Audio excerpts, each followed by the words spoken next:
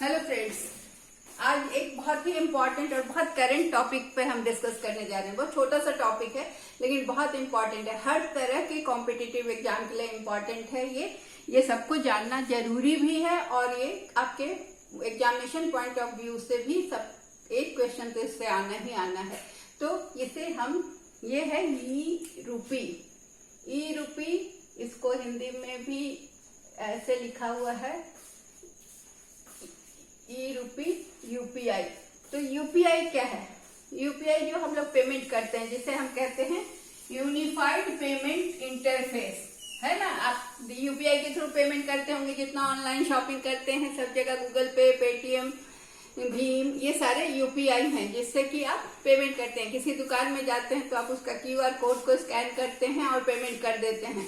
तो ये जो सारा पेमेंट करते हैं, इसी पेमेंट के सिलसिले में पेमेंट को सिक्योर करने, सही करने और सही जगह सरकार का पैसा लगे और सरकार का पैसा सही व्यक्ति को मिले, इसके लिए ये ई रूपी का कॉन्सेप्ट लाया गया है। तो ई रूपी, इसको ऐसे भी लिखते हैं ई रूपी स्मॉल लेटर और हिंदी में रुपया का जो सिंबल है। यह एक न्यू प्लेटफॉर्म है यूपीआई पेमेंट के लिए।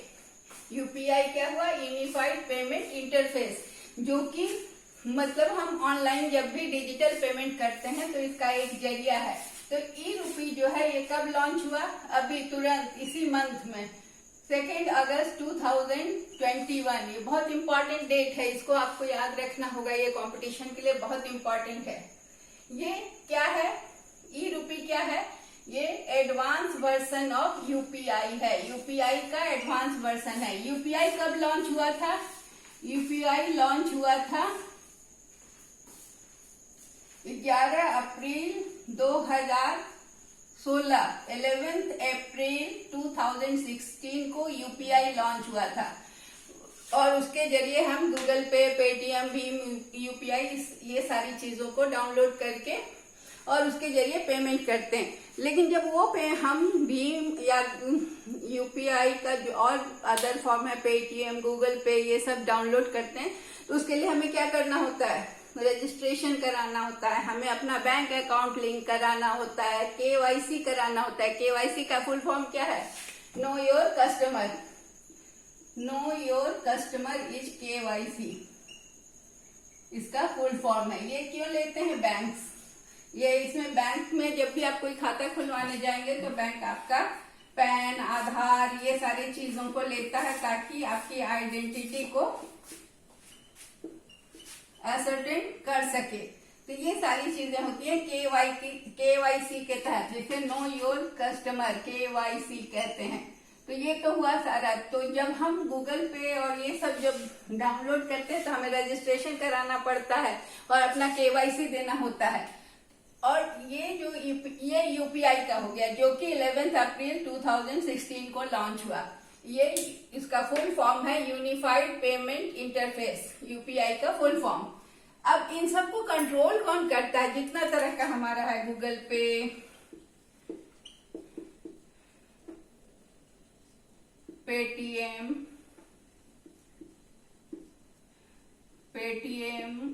भीम यूपीआई, ये सारा जो चीज है ना, इसको कंट्रोल करने वाली एक संस्था है जिसे हम कहते हैं एनपीसीआई। एनपीसीआई ये सारी चीज को कंट्रोल करता है। इसका फुल फॉर्म है national payment corporation of India, भारतीय राष्ट्रीय भुगतान निगम।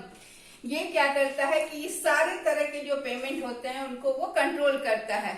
ये उसके द्वारा निर्धारित होता है। वो सारा चीज बैंक को भी वही परमिशन देता है और बैंक के जरिए इन सब पेमेंट के मोड को कंडक्ट करता है। यह एक अम्ब्रेला ऑर्गेनाइजेशन है जो ये सारे तरह के पेमेंट को कंट्रोल करता है। ठीक है, ये सारे ऑनलाइन पेमेंट्स को कंट्रोल करता है। लेकिन अब जो नया आया ई रूपी या ईआरयूपीआई, इसको ई रूपी इस तरह से कहते हैं, ये लॉन्च हुआ 2 अगस्त 2021 में। मतलब अभी एक वीक भी नहीं, मतलब इसी मंथ की घटना है ये। तो ई रूपी क्या है? यह एक प्रीपेड ई वाउचर है जिसमें सरकार की है ई रूपी जो है, प्रीपेड ई वाउचर का क्या मतलब हुआ कि पहले क्या होता था कि पैसा आपको सरकार भेजती थी, आप तक पहुंचता नहीं था, बिचौलिए खा जाते थे। कहते राजीव गांधी कहते थे कि 1 रुपया में से 2 पैसा पहुंचता है कंज्यूमर को।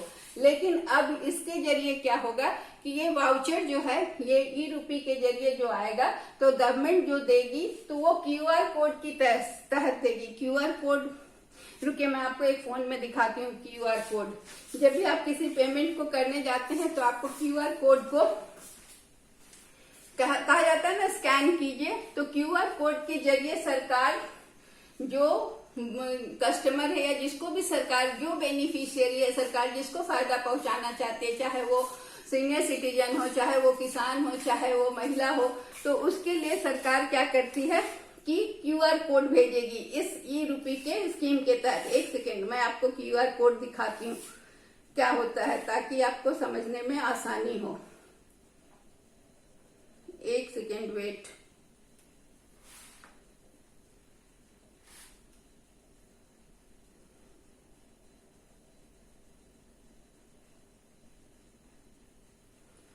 तो क्यूआर कोड जो होता है ना, ये बार कोड इस तरह का होता है।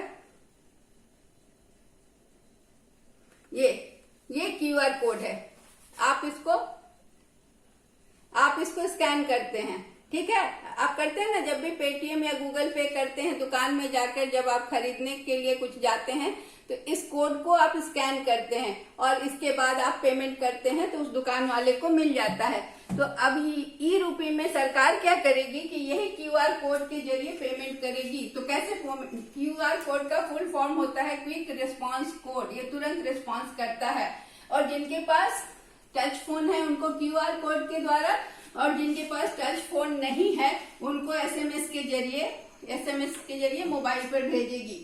और इसके अंदर सरकार क्या करेगी कि स्पेसिफिक पर्सन को स्पेसिफिक पर्पस के लिए क्यूआर कोड के जरिए पैसे या कूपन भेजेगी और जो प्रोवाइडर है उसको भी भेजेगी। सपोज, इसको हम एक उदाहरण से समझते हैं कि सपोज आयुष्मान के सरकार की स्कीम है कि गवर्नमेंट मेडिकल फैसिलिटीज या दवाएं देंगी सीनियर सिटीजन को। तो सपोज सरकार को अगर 2000 की दवा किसी सीनियर सिटीजन को देना है तो सरकार कैसे भेजेगी? अगर उनके अकाउंट में भेजेगी तो वो पहुंचेगा या उन तक पहुंचते पहुंचते उसमें दिक्कत होती है, क्योंकि अकाउंट में जाने के बाद भी बहुत सारे बिचौलिए होते हैं जो चेक कटवा लेते हैं सीनियर सिटीजन से या वैसी अनपढ़ वृद्धाओं से, और उनके पैसे को निकालकर उसमें से कमीशन काट के उनको देते हैं, तो उन तक पूरा पैसा नहीं पहुंचता। तो ये सरकार क्या करेगी, अब ई रूपी में क्या होगा कि क्यूआर कोड भेजेगी। तो जिस सीनियर सिटीजन को, बेनिफिशियरी जिसको फायदा पहुंचाना या जिसको 2000 रुपए की दवा का अगर सरकार क्यूआर कोड भेजती है तो उस सीनियर सिटीजन के फोन पर आया और दूसरा कोड, एक कोड उसके पास आया और दूसरा कोड चला गया दवा की दुकान में, तो वो दवा की दुकान में वो कोड पहुंच गया। अब कोई भी वो व्यक्ति जब भी दवा लेने जाएगा तो वो अपना कोड दिखाएगा, तो दवा वाले के पास भी वो कोड होगा। दोनों कोड को मैच करके उसको दवा वाले को पेमेंट मिल जाएगी और सीनियर सिटीजन को दवा मिल जाएगी। तो इस तरह से कहीं भी बीच में कोई दूसरा इसका फायदा नहीं उठा सकता है। अगर वो सीनियर सिटीजन चाहे कि हमको 2000 मिला है तो 1000 का हम दवा ले लें और 1000 का हम फ्रूट्स खरीद लें, तो ये नहीं हो पाएगा। क्यों? क्योंकि वो क्यूआर कोड 2 ही व्यक्ति को भेजा गया, एक जो बेनिफिशियरी है, दूसरा जो प्रोवाइडर है। तो बेनिफिशियरी हुआ सीनियर सिटीजन और प्रोवाइडर कौन हो गया? दवा की दुकान वाला। तो ये दोनों के पास कोड है और ये कोड जब मैच करेगा तभी पेमेंट होगा। तो इसलिए जिस पर्पस के लिए सरकार पैसा भेजेगी, क्यूआर कोड भेजेगी, उसी पर्पस के लिए वो उपयोग होगा। तो ई रूपी का सबसे बड़ा फायदा है कि ये पैसा बीच में कोई दूसरी जगह यूज नहीं कर सकता, क्योंकि दूसरी जगह वो क्यूआर कोड भंजेगा ही नहीं, खुलेगा ही नहीं, पेमेंट होगा ही नहीं। तो जिस पर्पस के लिए, मेडिकल के लिए दिया गया, ठीक है, उसके लिए बुक्स के लिए दिया गया स्टूडेंट्स को, तो स्टूडेंट्स उससे बुक्स ही खरीदेंगे, थम्स अप नहीं पी सकते हैं, क्योंकि वो क्यूआर कोड वहीं मैच करेगा जहां बुक्स की दुकान है। बुक्स के दुकान वाले के पास कोड होगा और वो स्टूडेंट का कोड दोनों मैच करेगा और वहां पेमेंट होगा। तो ये बहुत ही सुरक्षित और सही तरीका अपनाया गया है। अब एनपीसीआई क्या करती है कि एनपीसीआई क्या है, national payment corporation of India, ये क्यूआर कोड स्पेसिफिक पर्सन को भेजती है। अब यार ये क्यूआर कोड देगा कौन, तो क्यूआर कोड बैंक देगा। बैंक में कौन कौन से बैंक है, एसबीआई है, एक्सिस बैंक है, एचडीएफसी, बहुत तरह के बैंक हैं। तो ये बैंक क्यूआर कोड प्रोवाइड करेंगे और ये प्रीपेड सर्विस देंगे। तो कंपनी क्या करेगी कि बैंक से क्यूआर कोड ली, ठीक है, कंपनी ली और मान लीजिए कि उसका कोई एम्प्लॉय जा रहा है बाहर, तो उसको होटल में ठहरने का वो कूपन देगी, क्यूआर कोड देगी कि इस कोड से आप इस होटल में ठहर सकते हैं। सपोज उसने ओबराय शेराटन होटल का कोड दिया और वो एम्प्लॉय चाहेगा कि हम जाके ताज में ठहरे, तो उस क्यूआर कोड से वो नहीं ताज में ठहर सकता, क्योंकि उसको जो कूपन दिया गया है वो ओबराय शेराटन होटल का ही दिया गया है। तो वो उसी होटल में जाएगा तभी उसका वो कोड काम करेगा और उसको वहां ठहरने की अनुमति मिलेगी। दूसरे होटल में वो नहीं ठहर सकता। तो अगर कोई चाहे कि हम पैसे बचा लें, कम में ठहर लें, छोटे होटल में ठहर लें और ये पैसे को हम अपने लिए बचा लें, तो ये संभव नहीं है। अब सपोज कि बहुत सारे ऑफिसेज देते हैं पेट्रोल अपने एम्प्लॉयज को कि 100 लीटर पेट्रोल पर मंथ देंगे और वो उनका पर्पस होता है कि वो काम के लिए। तो अब क्या होगा, ई-रूपी में कि कोड मिलेगा, क्यूआर कोड मिलेगा, 100 लीटर पेट्रोल के दाम का क्यूआर कोड मिलेगा और वो तभी भंजेगा जब आप पेट्रोल भंजाएंगे, पेट्रोल गाड़ी में डलवाएंगे, तभी ये पेट्रोल पंप पर ही ये क्यूआर कोड आपका वैलिड होगा और वो भंजेगा। हालांकि इसका भी तोड़ निकलेगा, आप देखिएगा, फिर पेट्रोल वाले से मिली भगत हो सकती है कि क्यूआर कोड से दोनों ले लेंगे और उसके बाद, लेकिन हो सकता है कि फिर उनको भी ये वाउचर दिखाना हो कि उन्होंने इतना का पेट्रोल दिया है। तो ये सारी चीजें, तो अगर ऐसा हुआ कि एनपीसीआई को कहा जाएगा कि कंपनी कहेगी कि क्यूआर कोड निकालिए, तो एनपीसीआई 3 कोड निकालेगी। एक तो चला गया पेट्रोल वाले के पास, दूसरा जाएगा बैंक के पास जो क्यूआर कोड देखकर पेमेंट करेगा, और तीसरा एनपीसीआई के साथ रहेगा। तो ये 3 कोड जो है, एक तो मिल गया यूजर को, एक चला गया प्रोवाइडर को, जो पेट्रोल की कंपनी है या पेट्रोल पंप है जो प्रोवाइड कर रहा है, पेट्रोल पंप के पास रहेगा, वो क्यूआर कोड को वो भजा सकता है।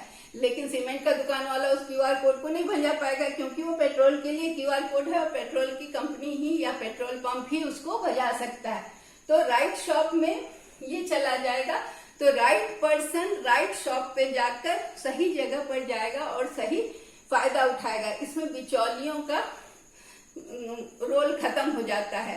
तो जिसको क्यूआर कोड मिलेगा और जिस पर्पस के लिए मिलेगा उसी पर्पस के लिए वो यूज होगा। तो ये जो है ना, इसमें ये बहुत सुविधाजनक हो गया। इसमें कोई इंटरनेट की जरूरत नहीं है। आपके पास क्यूआर कोड आ गया तो आप क्यूआर कोड दिखाकर उसको, दुकान वाला आपके क्यूआर कोड को स्कैन करेगा। तो आपके पास वहां इंटरनेट नहीं भी है तो आपका काम चल जाएगा। एसएमएस के जरिए भी वो ई-रूपी काम करेगा। लेकिन जो प्रोवाइडर है उसको इंटरनेट की जरूरत पड़ेगी ताकि वो आपके क्यूआर कोड को स्कैन कर सके। फिर क्या, रजिस्ट्रेशन की कोई जरूरत नहीं है। यहाँ पर आपको ना केवाईसी देना, ना पैन कार्ड देना, ना आधार कार्ड देना है, और जैसे कि गूगल पे और पेटीएम में देना पड़ता है। और इसका कोई लिमिट नहीं है, कितना भी पैसा का क्यूआर कोड भेजा जा सकता है और उसको स्कैन करके भेजाया जा सकता है। इसका एक बहुत बढ़िया उदाहरण है कि आप कुछ चैरिटी करना चाहते हैं, ठीक है। सपोज कि आपके कुछ लोगों को कुछ डिस्ट्रीब्यूट करना चाहते हैं, कपड़े या फिर दवाइयाँ या फूड, 1000 लोगों के लिए आप कुछ डोनेट करना चाहते हैं, तो आपको क्या करना होगा, 1000 क्यूआर कोड बनवाना पड़ेगा।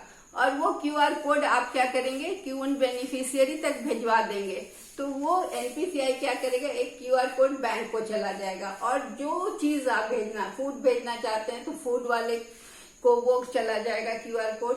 तो वो फूड लेने जाएंगे, अपने क्यूआर कोड से मैच कराएंगे और उनको वहां पर फूड मिल जाएगा। क्लोथ्स लेने चाहेंगे तो क्लोथ्स आप अगर डिलीवर कराना चाहते हैं, कपड़े डिलीवर कराना चाहते हैं तो वो क्यूआर कोड के जरिए कपड़े वाले के पास जाएगा और इस बेनिफिशियरी के पास जाएगा, दोनों का क्यूआर कोड मैच करेगा और उसे उतने का मिल जाएगा। तो जितना का क्यूआर कोड है, जितना का वाउचर है, ई वाउचर है, उतना ही अमाउंट का मिलेगा। उसको आप ये नहीं कर सकते कि अगर मान लीजिए कि आप 2 बार में कर सकते हैं कि आपको दवाइयां लेनी है, 2000 का वाउचर मिल गया, ई वाउचर ई रुपये मिला, तो आप 1-1000 करके 2 बार क्यूआर कोड को स्कैन कर सकते हैं, लेकिन दवा ही की दुकान में स्कैन होगा, दूसरी चीज आप उससे नहीं ले सकते। तो ये जिस पर्पस के लिए दिया जाएगा उसी पर्पस के लिए यूज होगा।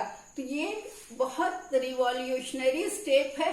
अब देखना है कि ये कहाँ तक सक्सेसफुल होता है। तो इसमें जो फ्रॉड होता है बैंक में, ये सारी चीजों को चेक किया जा सकेगा। आए दिन हम देखते हैं साइबर क्राइम हो रहा है, लोग पैसे निकाल ले रहे हैं।